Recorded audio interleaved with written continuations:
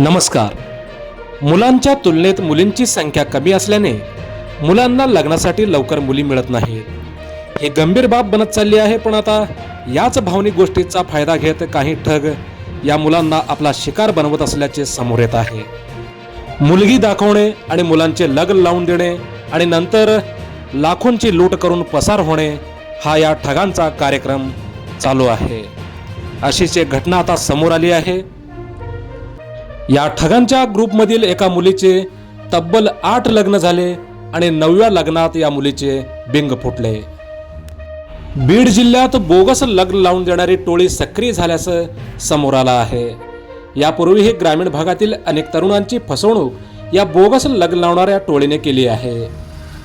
अशा टोळ्या फक्त महाराष्ट्रातच नाही तर संबंध देशभरातील अनेक राज्यामध्ये सक्रिय आहेत. आणि त्याचप्रमाणे बीड जिल्ह्यातही अशाच बोगस लग्न लावणाऱ्या टोळीचा पर्दाफाश झाला आहे.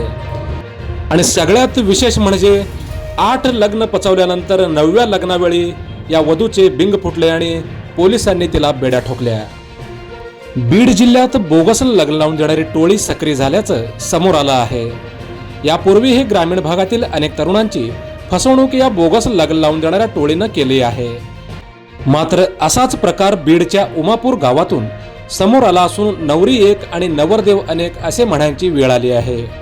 येथील उमापूर गावातील एका युवकाची बोगस लग्न लावून देणाऱ्या टोळीने लाखो रुपयांची फसवणूक केली आहे. एकाच मुलीचे अगोदर 8 नवरदेवासोबत लग्न लावण्यात आले होते. मात्र पैशासाठी पुन्हा उमापूर येथील 9व्या नवरदेवासोबत एजंटाकडून लग्न लावून देण्यात आले. दरम्यान हे लग्न लावण्यासाठी जुळवण्यासाठी नवऱ्या मुलाकडून लाखो रुपयांची रक्कम घेतली होती. लाखोंची फसवणूक करण्यात आली आहे. या प्रकरणी बीडच्या चकलंबा पोलीस ठाण्यात तक्रार देण्यात आली आहे.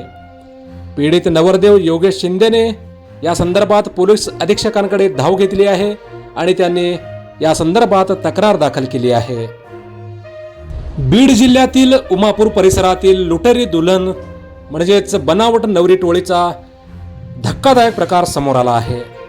एका तरुणीने आधीच 8 जणांशी लग्न करून त्यांना लुटले होते. 9व्या लग्नावेळेस फसवणूक झाल्याचे लक्षात आल्यानंतर नवऱ्या मुलाने पोलिसात धाव घेतली. एजंटाच्या मदतीने लग्नासाठी इच्छुक असलेल्या ग्रामीण भागातील तरुणांना हेरले जायचे. मोठी रक्कम घेऊन लग्न लावून दिले जायचे आणि काही दिवसातच नवरी घरातील दागिने व पैसे घेऊन पळून जायची. सध्या राज्यात ठगांची टोळी सक्रिय असून लग्नास आलेल्या मुलांना ही टोळी हेरते आणि त्यांची लाखो रुपयांची फसवणूक करत असते. त्यामुळे सावधगिरी बाळगणे महत्त्वाचे ठरणार आहे. मोजक्या निवडक आणि महत्त्वपूर्ण बातम्या पाहण्यासाठी सबस्क्राईब करा हॅलो सोलापूर न्यूज चॅनल आणि नोटिफिकेशन मिळवण्यासाठी बेल आयकॉन प्रेस करा. धन्यवाद.